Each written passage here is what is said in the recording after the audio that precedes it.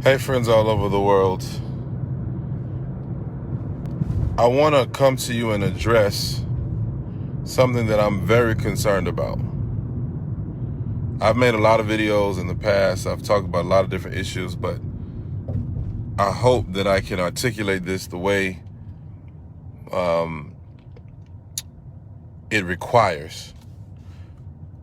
There is something happening in our culture that I believe is extremely diabolical, extremely insidious, destructive, and I'm concerned that even many of you watching me are not necessarily aware of the implications of this. And I'm going to say a lot of things that may be offensive. I'm not trying to be offensive, but I'm going to say some things that may be difficult for you to accept, or maybe you don't agree with them. I'm not sure, but I'm going to say them because I feel like it needs to be said. And I want to talk about censorship and cancel culture. Censorship and cancel culture. And I'm going to deal with society as a whole, then I'm going to deal more specifically with the church. And I could really do it the other way around, but I'll do it in that order. You know, we're living in a time where what you think is being policed. Not even what you do. Your thoughts are being policed. We are living in the throes of 1984. You know the book 1984?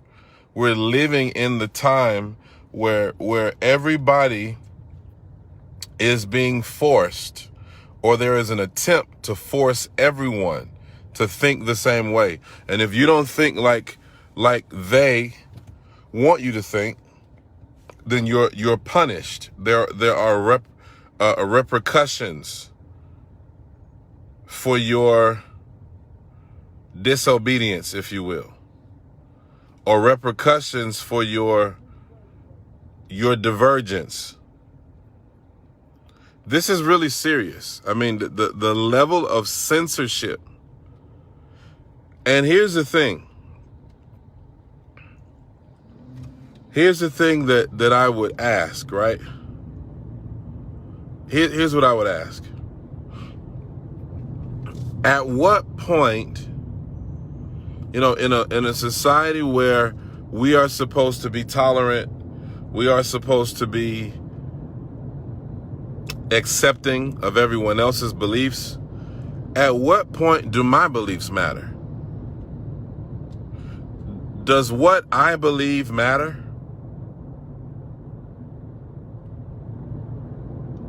Do my beliefs matter?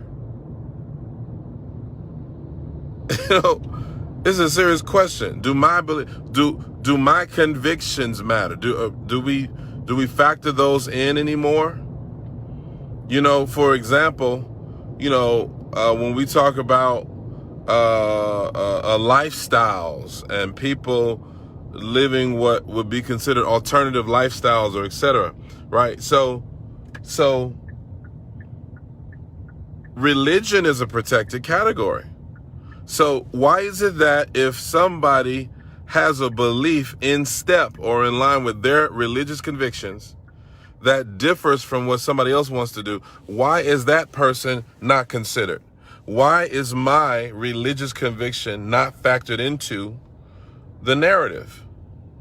So an atheist has rights, but how come a theist or a believer in God doesn't have rights? It's really twisted.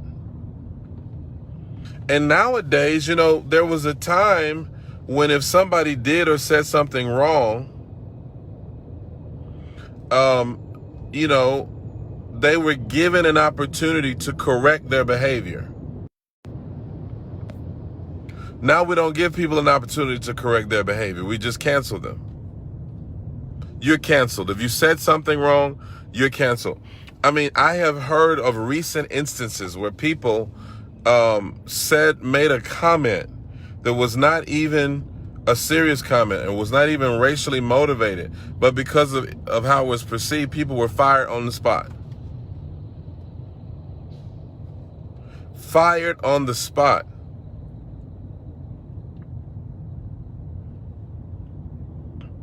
Yet we have politicians with a history of corruption and lying and deceiving, and they're still employed. They still have a job. Don't you see that something is wrong with this? Listen, something's wrong with this, beloved. This is wrong. This is wrong. Now, I'm going to get into something that this is really going to get you twisted into a knot. Not only is the cancel culture in the society, but it's in the church. Where we have, listen, I heard about this recently. There's apparently this campaign now to get prophets or people that deem themselves prophets to not only apologize, but to say that they're not going to prophesy anymore on these political issues. The audacity. Like, I'm not trying to be funny, and this is with all due respect, but who gives someone the right to police everybody else? Who gives you the right to police everyone else? We have prophetic police now. People that feel like it's their calling given them by God, even though they don't prophesy at all. They've never written on prophecy. They don't have any authority on prophecy, yet they've made themselves the authority on prophecy. And guess what? If you said something that is not right, here, sign this document that you're never gonna. This is control. It's control.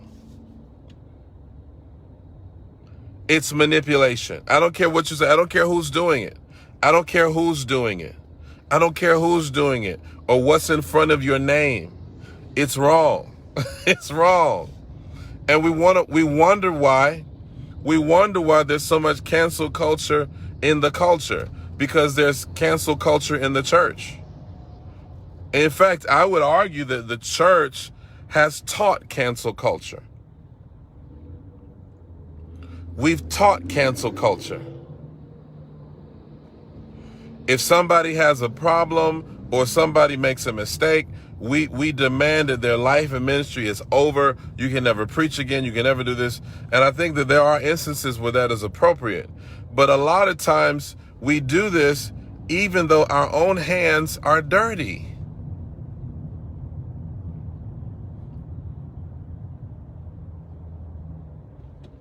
There's so much hypocrisy in this.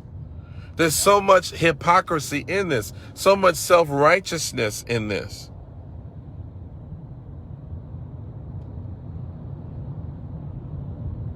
The fact that, hey, you said something that we don't agree with, so we're gonna cancel you. We're gonna cancel you. We're canceling people's ministries. We're shutting down people, demanding that people. I've heard other ministers get up and say, if somebody prophesied that Trump would win and it didn't happen, leave their church. I've heard pastors say it from the pulpit. If somebody prophesied that Trump won, leave their church. Evangelical pastors, Pentecostal pastors, liberal pastors.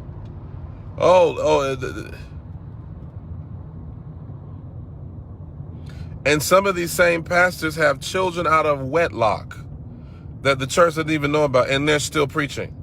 How crazy is this? How crazy is this? This is insane. I'm sorry, please forgive my language, but we got to stop this. We got to stop this. Somebody says to me, there's a document floating around that prophets have to sign this document saying that they are not going to, that first of all, if they give a word, the word needs to be scrutinized by this group of people, and that if they have prophesied erroneously, they need to apologize, And not only that, but that, they will no longer prophesy on politics in the future. This is crazy, church. And we got to stop this. Stop it. It's wrong. It's flesh. I don't care how they try to disguise this. I don't care how they try to dress this up. I don't care what kind of jargon they use to justify this. It is wrong. It's wrong. We have 12,000 different denominations, and the church hasn't even been able to get themselves together, and we want to get everybody else together. You can't even control your own constituents, and you want to control people that you have no authority over? This is not correct. Who's going to say something about this? Who's going to keep it real? Has the church descended into such apathy that we're sitting back and we think this is okay? What will it be next? Oh, make sure that your sermons were pre-approved by me. Make sure that the books that you write also go through me. This is crazy. This is a Jezebel spirit. It's pride. It's arrogance. Now, hear this. If you want to have a conversation with someone and correct them privately, that's one thing. If you want to express your grievances with what people are doing, that's one thing. If you want to even say, hey, as a leader in the body, I want to say that this is my position on this, that's one thing. But to make yourself an authority in an area that really there's no evidence that you're an authority there, to me, is totally hypocritical.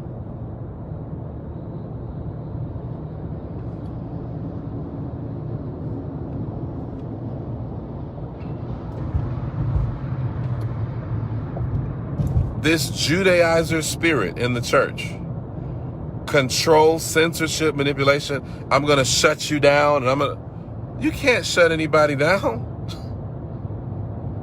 How you going to shut somebody?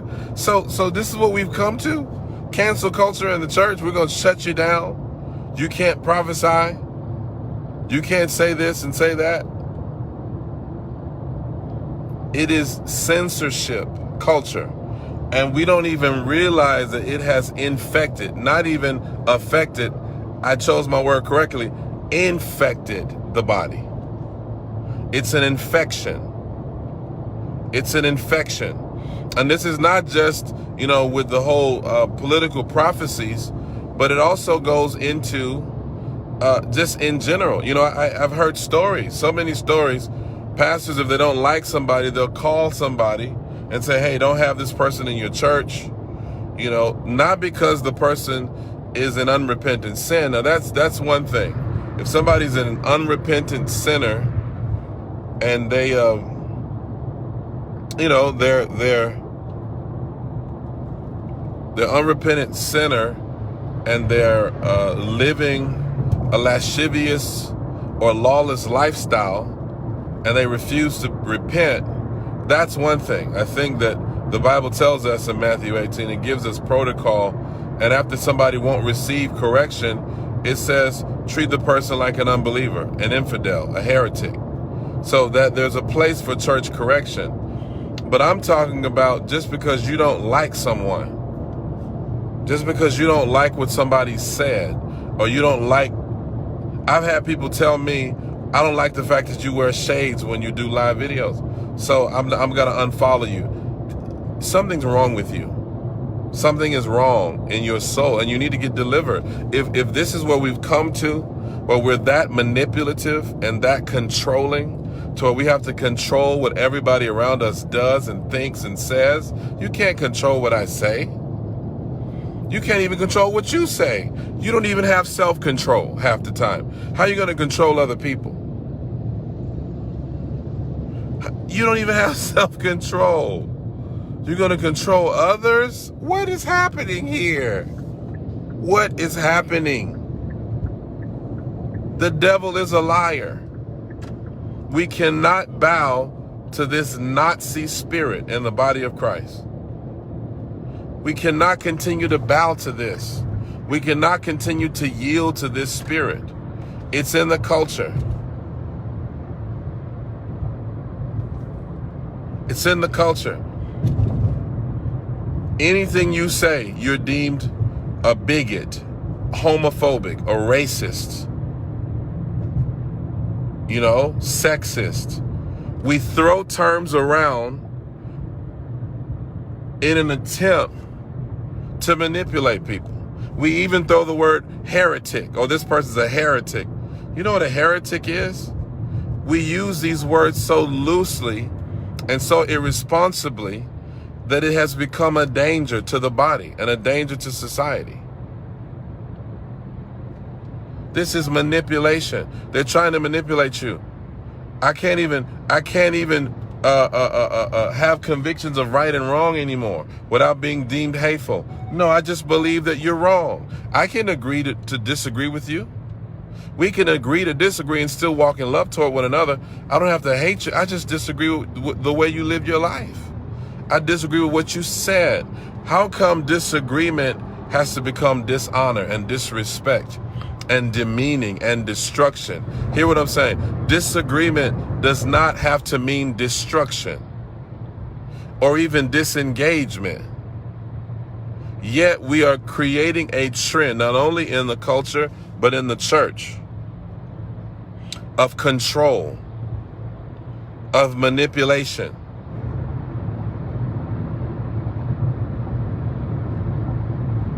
People are being fired from their jobs over stuff that many times they're not even guilty of.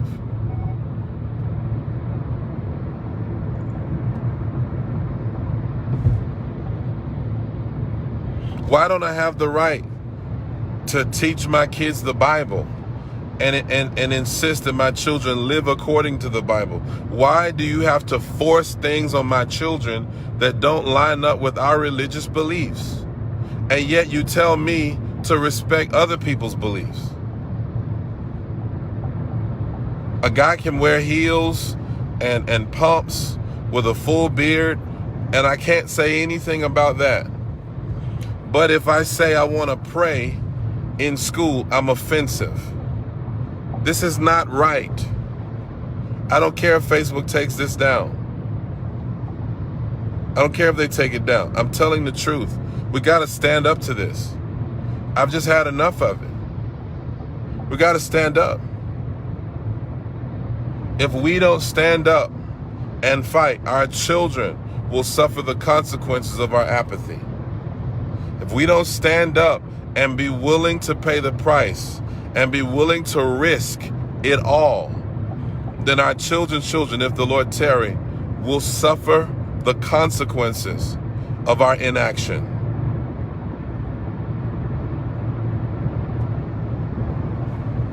Evil proliferates when good men and women do nothing. Please share this.